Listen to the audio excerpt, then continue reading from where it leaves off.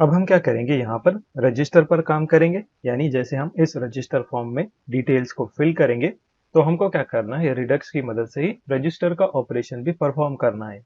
तो उसके लिए हम क्या करेंगे, रजिस्टर का एक एक्शन क्रिएट करेंगे। जैसे हमारा यूजर रजिस्टर होता है, उसके बाद में हम उसको रिडायरेक्ट कर लेंगे लॉगिन पेज पर, वहां से वो लॉगिन कर सकता है। और लॉगिन में भी हम क्या करेंगे, रिडायरेक्ट की फंक्शनैलिटी को ऐड कर देंगे, तो वो हमको होम पेज पे रिडायरेक्ट करेगा। तो चलिए, सबसे पहले हम क्या करेंगे, ये सारी डिटेल्स को गेट करेंगे। तो आपको जाना है ऑथ एक्शन के अंदर।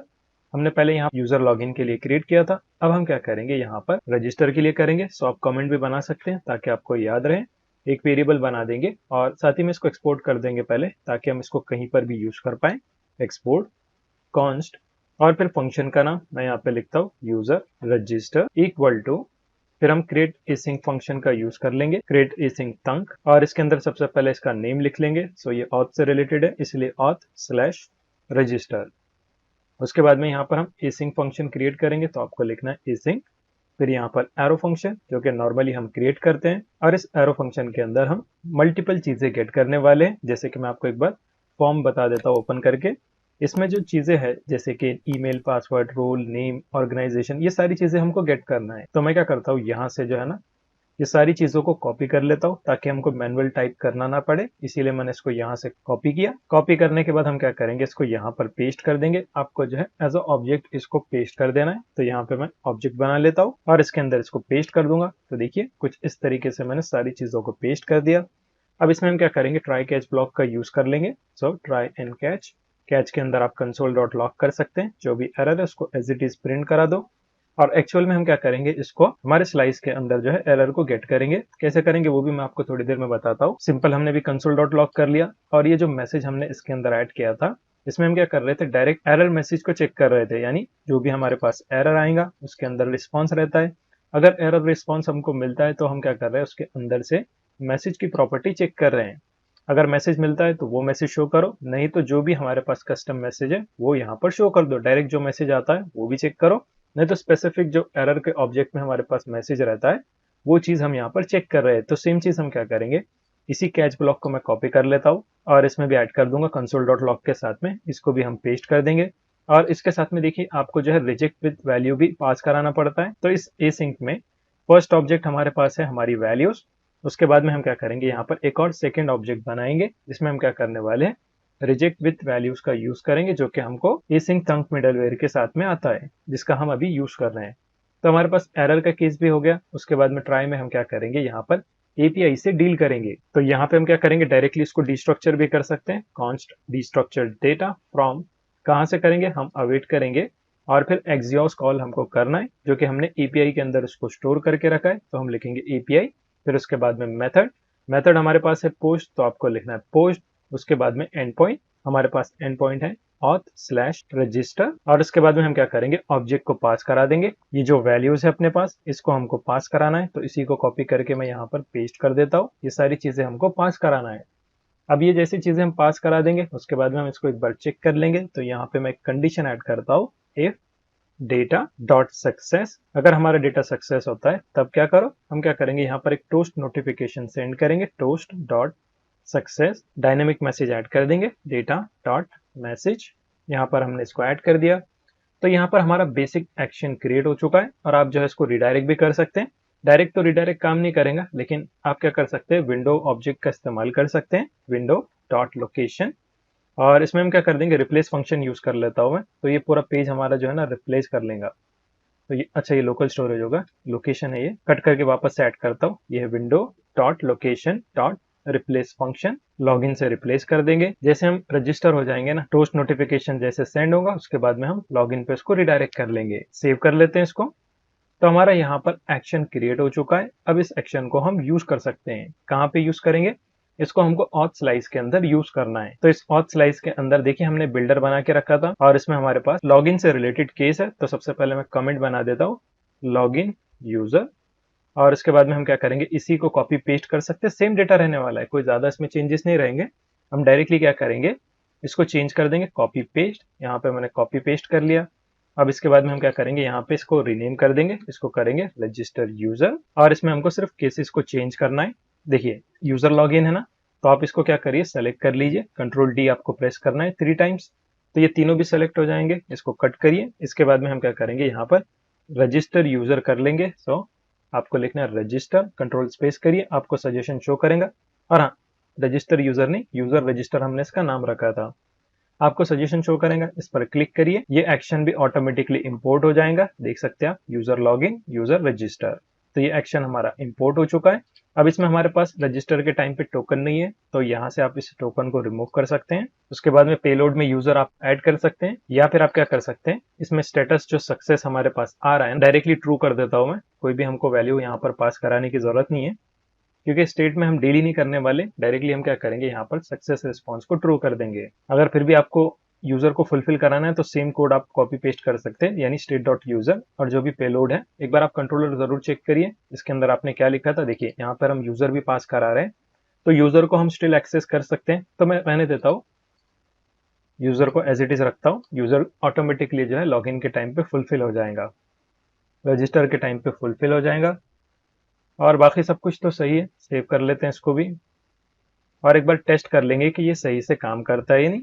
अभी हमको क्या करना है, देखिए यहाँ पर तो हमने यूज कर लिया। अब हम क्या करेंगे, इसको जो है सर्विस के अंदर भी चेक कर लेंगे। और यहाँ पर हमारे पास है, देखिए, हैंडल रजिस्टर। इसमें हमने सिर्फ कंसोल डॉट लॉग किया था ना, देख सकते हैं आप, कंसोल डॉट लॉग है। इसको मैं रिमूव कर लेता हूँ। अभी कंसोल डॉट लॉग नहीं करेंगे हम, यहाँ पे हमको क्या करना है, डिस्पैच करना है। तो यहाँ पे आप स्टोर का यूज करेंगे, क्योंकि ये सेपरेट जावास्क्रिप्ट की फाइल है, इसलिए हम डायरेक्टली स्टोर का इस्तेमाल कर रहे हैं और उसकी मदद से डिस्पैच कर रहे हैं। अगर ये रिएक्ट का कंपोनेंट रह रहा तो हम क्या कर सकते थे, यूज सेलेक्टर का इस्तेमाल कर सकते थे, यूज डिस्पैच का इस्तेमाल करते थे, और उसकी मदद से फिर एक्शन को डिस्पैच करते थे। लेकिन ये आउट ऑफ द बॉक्स है, ऑथ सर्विस हमारी सेपरेट है, इसीलिए हम जो है स्टोर की मदद से डिस्पैच कर रहे हैं। और इसी स्टोर की मदद से आप जो है स्टेट को भी गेट कर सकते हैं। इनकेस अगर हमको फ्यूचर में देखना रहा तो हम जरूर इसका भी एक एग्जाम्पल देख लेंगे।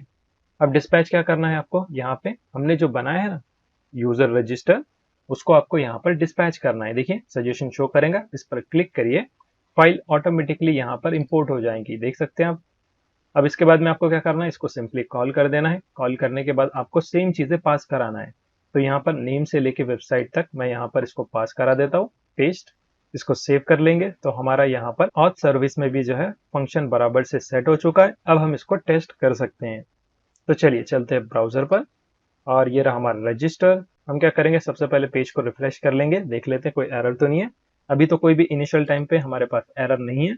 हम क्या करेंगे, यहाँ पर एक एडमिन के लिए क्रिएट कर लेता हूं मैं। इस पर क्लिक करेंगे एडमिन के ऊपर, नेम हम रखेंगे इसका एडमिन, ईमेल एड्रेस में रखता हूँ admin@admin.com, और पासवर्ड आप कोई भी ऐड कर सकते हैं। उसके बाद में वेबसाइट तो नहीं है, तो उसको एम्प्टी भी छोड़ सकते हैं, या फिर मैं लिखता हूँ नो वेबसाइट। एड्रेस में इंडिया, फोन नंबर आप कुछ भी लिख सकते हैं, मैं 12345678 9 कर देता हूँ। और यहाँ पर मैं रजिस्टर पर क्लिक करता हूँ, तो देखिए पेंडिंग और फिर रिजेक्ट आ रहा है। तो रिजेक्ट क्यों आ रहा है, एक बार चेक कर लेते हैं। Error in register API. तो एक बार नेटवर्क टैब में देख लेता हूँ मैं, ये रहा नेटवर्क टैब, रजिस्टर पे 500 है। इसको एक बार एक्सपेंड करके चेक कर लेंगे।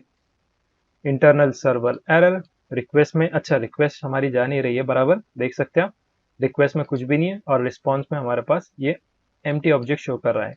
तो रिक्वेस्ट क्यों नहीं शो कर रहा है, एक बार चेक कर लेंगे, हो सकता है कुछ ऑब्जेक्ट में हमारे पास दिक्कत हो। तो यहाँ पर देखिए ऑथ सर्विस के अंदर हमने जो डिस्पैच किया है ना, डायरेक्टली डिस्पैच कर दिया है। इसको आपको क्या करना है, करली ब्रेसेस के अंदर ऐड करना है। तो सबसे पहले मैं क्या करता हूँ, उसको कट कर देता हूँ, और यहाँ पर करली ब्रेसेस ऐड कर दूंगा, और इसके अंदर आप इसको पेस्ट कर देंगे। सेव कर लेते हैं इसको। अब एक बार फिर से टेस्ट कर लेंगे, चलते हैं वापस एप्लीकेशन पर, और रिडक्स डेव टूल को यहाँ से ओपन कर लेंगे फिर से, और मैं इसको रिफ्रेश कर लेता हूँ, और यहाँ पर एडमिन पर फिर से क्लिक करता हूँ, और डिटेल्स को यहाँ पर फिल कर देता हूँ, admin@admin.com। आप कुछ भी रख सकते हैं अपने हिसाब से। तो यहाँ पर मैंने सारी डिटेल्स को फिल कर दिया। अब एक बार फिर से टेस्ट कर लेंगे, रजिस्टर पर क्लिक करता हूँ, तो देखिए यहाँ पर बराबर से रजिस्टर सक्सेसफुल हो चुका है, और हम लॉगिन पेज पे रिडायरेक्ट हो चुके हैं। और यहाँ पर स्टेट अपडेट नहीं हुई अपनी, चेक कर सकते हैं आप। तो स्टेट से अभी कुछ भी मतलब नहीं है। एक बार मैं नेटवर्क रिक्वेस्ट देख लेता हूँ, यहाँ पर है लॉगिन पे हम रिडायरेक्ट हो गए, और रजिस्टर का तो नहीं बता रहा। एक बार डेटाबेस चेक कर लेंगे, मैं डेटाबेस ओपन कर लेता हूँ, और यहाँ पर यूजर पर देखता हूँ कि यूजर क्रिएट हुआ या नहीं।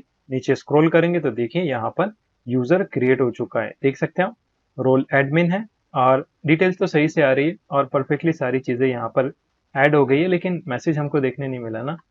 तो एक बार मैं इसका एक्शन चेक कर लेता हूँ।